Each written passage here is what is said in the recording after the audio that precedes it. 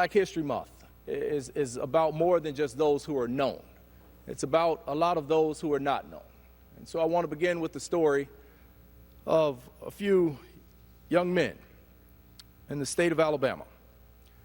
In 1969, following what history has come to label as the end of the Civil Rights Movement in 1968, in 1969, four young men had been intentionally recruited to break down a color barrier at the University of Alabama's law school.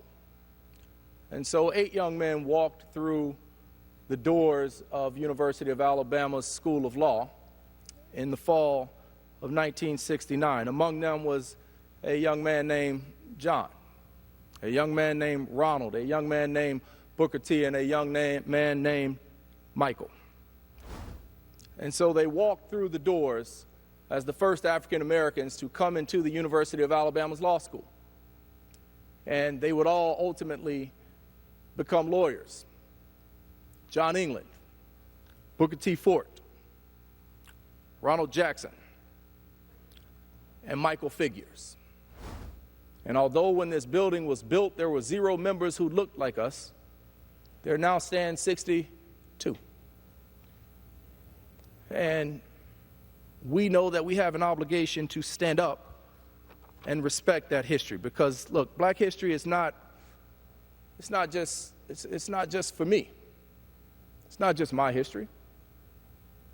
That young man named Michael Figures that walked into University of Alabama's law school, he would have a son. He would have 4 sons.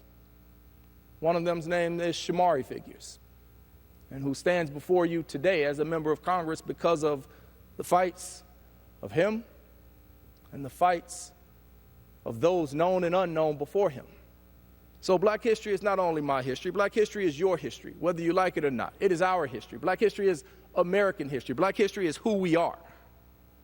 And that is why we must continue the fight to make sure that we honor the contributions, the sacrifices that so many people have made, to make sure that we do not go back, to make sure that it is clearly understood that our efforts throughout the civil rights movement and since has only been to make sure we have a level playing field, has only been to make sure that I can't be excluded when I have the exact same qualifications as you. And so I stand here today as a proud son of a father and a mother who have both made Black history in their own right.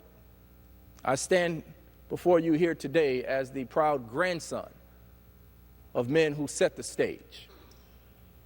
Because most Black people in this country, they don't come from privilege.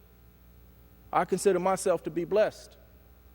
Right? I think here in Congress we find ourselves a lot of times, we see a lot of people standing on, born on third base thinking they hit a triple. And that is the unfortunate realities of where we find ourselves.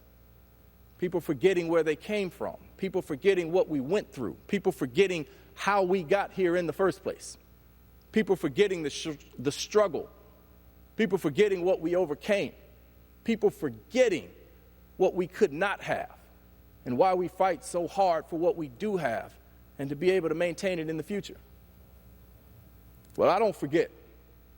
I won't forget. I cannot forget, because every day I walk in here is a reminder of what was sacrificed for me.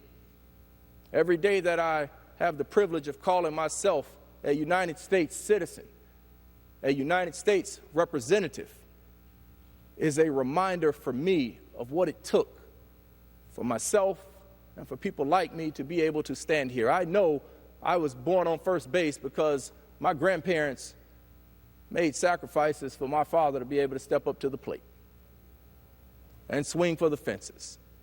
And swing for the fences he did. Breaking down color barriers in his own right, gave his life to public service.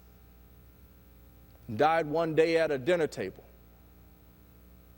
But what did not die with him was an appreciation, an understanding, a recognition of where we have been, what we have been through, how we got here, and what we must do to ensure that future generations enjoy the same opportunity.